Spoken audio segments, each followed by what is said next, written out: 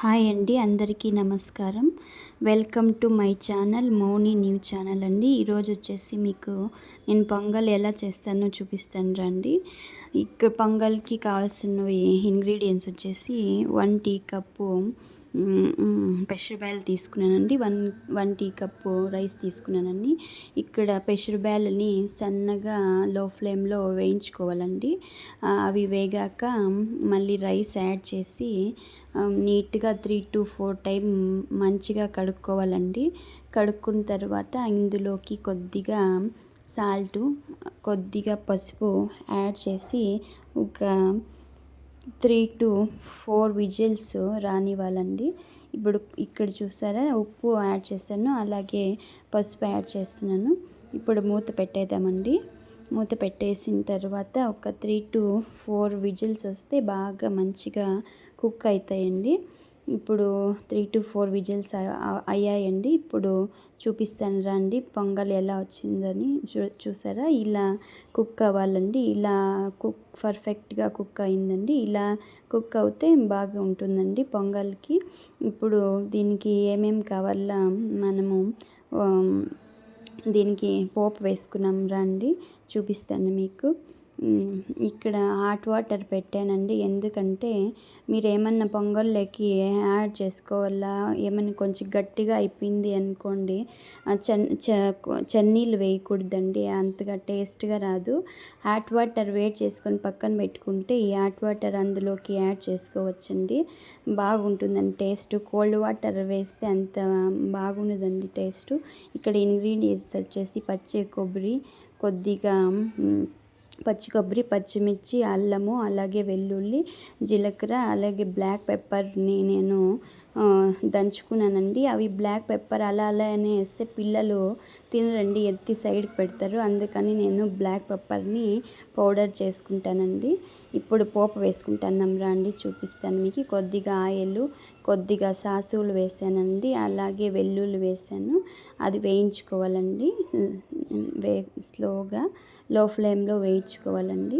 ఈ తర్వాత మనము పచ్చిమిర్చి యాడ్ చేశానండి, అలాగే కొద్దిగా జీలకర్ర. ఇప్పుడు చూసారా, బ్లాక్ పెప్పర్ని నేను పౌడర్ చేసుకున్నానండి. ఇది కరివేపాకు యాడ్ చేసుకున్నానండి. నా దగ్గర ఫ్రెష్ కరివేపాకు లేదండి, అది వెండినది ఉంటే అదే వేసానండి. మీ దగ్గర ఉంటే మీరు ఫ్రెష్దే వేసుకోవచ్చండి.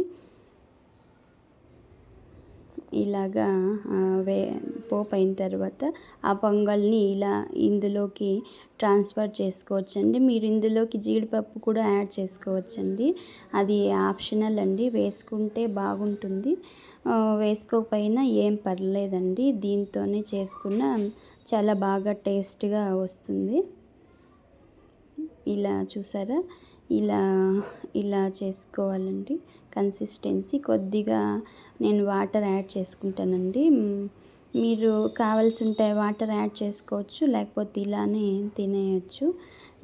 మళ్ళీ చల్లారాక కొద్దిగా గట్టిపడిపోతుందండి, అందుకు కొద్దిగా నేను హాట్ వాటరు యాడ్ చేసుకుంటున్నానండి ఇందులోకి.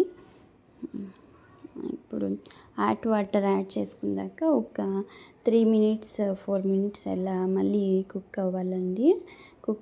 కుక్ అయితే కొద్దిగా గట్టి పడుతుందండి, మళ్ళీ తినడానికి కూడా బాగుంటుందండి.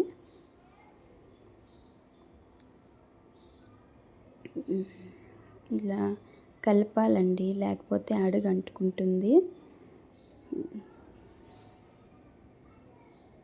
ఇలా చేస్తే చిన్న పిల్లలు కూడా బాగా తింటారండి. పొంగల్ చాలా టేస్ట్గా ఉంటుందండి తినడానికి. మీరు ఇందులో కావాల్సి ఉంటే కొద్దిగా గీ కూడా యాడ్ చేసుకోవచ్చండి. నేను యాడ్ చేయలేదండి, మా ఇంట్లో గీ ఎవరు తినరండి, ఆ స్మెల్ పడదు. ఇప్పుడు కొద్దిగా కొత్తిమీర, అలాగే నేను పచ్చి కొబ్బరి యాడ్ చేశానండి పొంగల్లోకి. చూసారా, ఇలా ఇలా ఉందండి. ఇప్పుడు మళ్ళీ ఒకసారి మిక్స్ చేసుకోవాలండి. ఇలా స్లోగా మిక్స్ చేసుకోవాలి.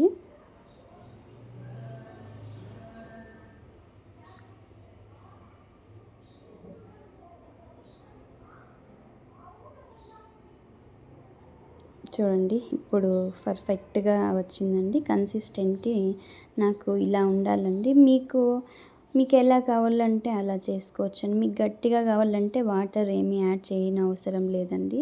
మీకు కొద్దిగా పలుచగా కావాలంటే కొద్దిగా హాట్ వాటర్ యాడ్ చేసుకోవచ్చండి. ఇప్పుడు పొంగల్లోకి నేను చట్నీ చేస్తున్నానండి. చట్నీకి ఏమేమి కావాలో ఇంగ్రీడియంట్స్ చెప్తాను రండి. కొద్దిగా పచ్చిమిర్చి, అలాగే కొత్తిమీర, సాల్టు, కొద్దిగా చింతపండు అండి నేను నానబెట్టి ఉంచుకున్నాను, కొద్దిగా కొబ్బరి, శనగపప్పు, అలాగే శనగ్గింజలండి. వేసేసి మిక్సీకి వేసేస్తే చట్నీ రెడీ అయిపోతుందండి. కొత్తిమీర వేసానండి, అలాగే వెల్లుల్లి, అలాగే శనగ్గింజలండి. ఇప్పుడు శనగపప్పు, కొబ్బరి యాడ్ చేశానండి, సాల్టు కొద్దిగా మనకి టేస్ట్కి ఎంత కావాలో అంత యాడ్ చేసుకున్నాను నేను. చింతపండు వేస్తున్నానండి. ఇప్పుడు చట్నీకి పోపు వేసుకుంటున్నానండి. అగోండి చట్నీ పొంగల్ రెడీ అయిందండి.